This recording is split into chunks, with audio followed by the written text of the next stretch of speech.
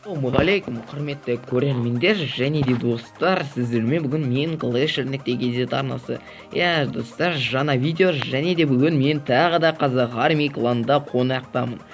Ал Қазақ Армида не өзгеріс десеңіздер, мен осы мақсатпен дуэл жайлы айтқым келіп жатыр. Менің группамда, ВК-дағы ресми группамда көрген шығарсыздар, осы Қазақ Армидің жігіттері және қыздары менің группама предложить новость арқылы Алматы Forever деген кланмен дуэлді көрсеткен болатын.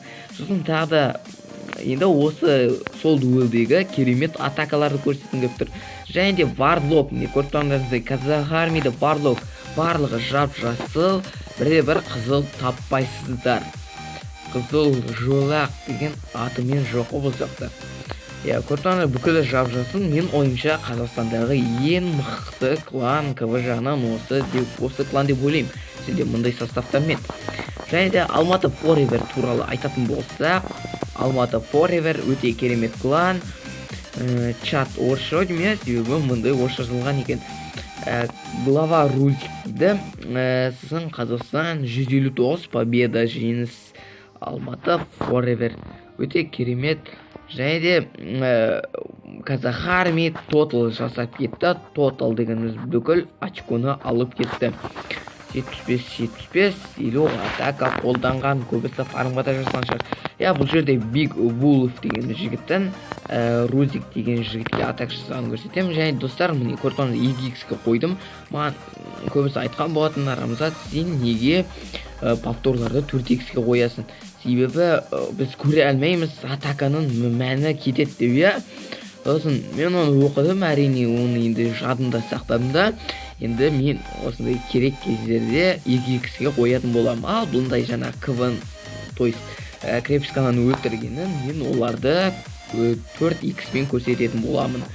Мына жерден гиганттар кетті. Міне көріп тұрсыздар, молниямен мына жерде ПВОны құртты. Енді екінші ПВОны королева құртты. Және бұл жерде қазір қабандар кезет. Міне 2x-ке қойдым. Осындай нелерді дефтерді бұзатын болады. Ал хилка мына жақта әлі тірі. Мына жерде фриз лақтырылатын болады нелерге, визардқа, башня колдунаға. Және де сонда инферно қалатын болады. Осылайша инферноны құртып, әдемі 3 жұлдызды Big Wolf алып алады. Және де бүгін мен 5 ең керемет атакаларды көрсететін боламын, мен ойымша. Так, енді көрсетіңіздер, King деген 16-шы номер, 3/4-ті сындырған болатын. Kingтен кәдімгідей айтайын, хотя бы 2 атакасында шармен жасайды. Шар қаншамен кәдімгі бір сөзбен айтқанда, не ғой? Шардың папасы. Шардың папасы или атасы, бірнәрсе, или арғы атасы ма, кәдімгідей шармен өте керемет атак жасайды. 2 ганшая кетті, одан кейін тағы 3-ші ганшая кетеді, одан кейін не лақтырылады, спешное заклинание, осылайша тағы да ганшая кетеді. Осылай шарлармен дефтерді құртып алады. Өте керемет. 2-ші ПВО кетті, 3-ші ПВО, міне ПВОлар неге атқанша, ганшая атқанша шарлар келіп ПВОларды көздерін жояды. Және де осылайша бүкіл деп құртады. Король әлі тірі, мына жақта 11-ші уровень, 16-ші болып 3-ті сындыру деген бұл өте ғажап нәрсе. Осылайша 3 жұлдыз алады.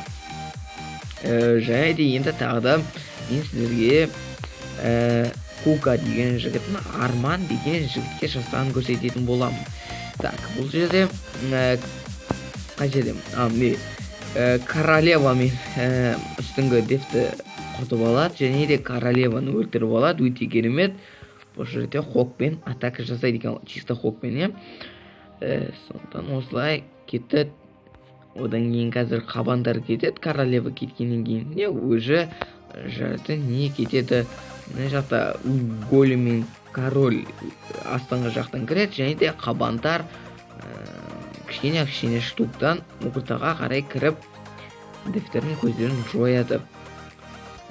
Осы жерде Тесланы әдемі өлтіреді. Не Теслаларды не деген керемет атака. Көріп тұрсыздар, осындай атака, және де мен сіздерге қазір фантастиканы көрсететін болам. Қараңыздар.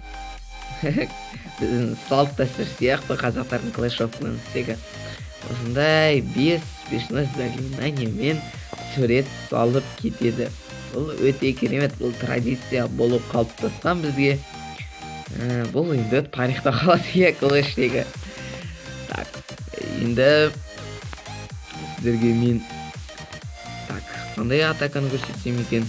Так, 8-ге атака жасаған көрсетейін. Тәке деген жігіттің 8-ге атака жасағанын бұл жерде Хокпен Крипсан татып алады. Мен осындай Хокпен аса кірватта Ганшаяның көзін жойып алады. Өте керемет. Және де астынан големдер кіреді. Големдер деп бұңғыр, бірақ голем өзі. Так, ортаға Крипсан 5-ші өлген големде шықты. В общем, астыға кіріп бара жатыр. Жақтан джамп лақтырылынады. Король мына жақта шайып кеткен екен, ал королевалар ортаға кіріп бара жатыр. Кірді, в общем, одан кейін хоктар кетеді король жақтарынан. Және де мына жақтардан да хоктар кетеді. Өте керемет. Және де ортаға мені хилный спелка дейді, оны ортаға қарай лақтырады. Сөйтіп опанай алынған 3 жұлдыз. Керемет, база жоқ, атака. Осылайша атака жасап кетеді сізге, және де 3 жұлдызды өзінің ұяшығына салады. Так, енді мен сіздерге 18-ге жасаған атакасын көрсетейін. Проект кізі соло деген жігіттің. Осындай база қараңыздар, өте керемет. 2 молния мына жаққа атылынды, 2-ші молния мына жаққа атылынды. Одан кейін не кетеді? Итінет землетрясение. Орыстар осыны қалай атайтын еді? Какашка меді, я ташерка ма, сол бірнесе какашка деп атайтын. Осылай, мына жақта білмеймін, неге пувот сынбай қалған. Әйді осылайша мына жақтан Ганшая кетеді. Одан кейін шарлар арттарынан. Бірақ Крипсканы шығарып алған жоқ. Түсінбедім неге екенін. Бірақ сонда да жұлдыз алып тұр. Бұл жерде не әлі тірі. Мына жерде мешайт етіп тұр, көріп тұрғандарыңыздай не жаңағы аталайды, чистильщик. Осылайша мен сіздерге осы кландағы, осы дуэлдегі ең керемет 5 атаканы көрсеттім. Егер де видео ұнаса, қолдарыңызды биікке көтеріп, лайк басайық. Және де комментарийге өздеріңіздің осы дуэл туралы ойларыңызды қалдырыңыздар. Және де репс жасауды да ұмытпаңыздар. Сосын каналға тіркелуді де ұмытпаңыздар. Жақында 1000 подписчик, мен өте қуаныштымын. Оған қарай конкурс болуы мүмкін. Конкурсты жіберіп алмас үшін біздің каналымызда активный болыңыздар. Ал сіздермен бүгін болған мен Clash.kz арнасы және де Казах армия кланы. Амандықта жүздескенше, сауда сәлематта болыңыздар.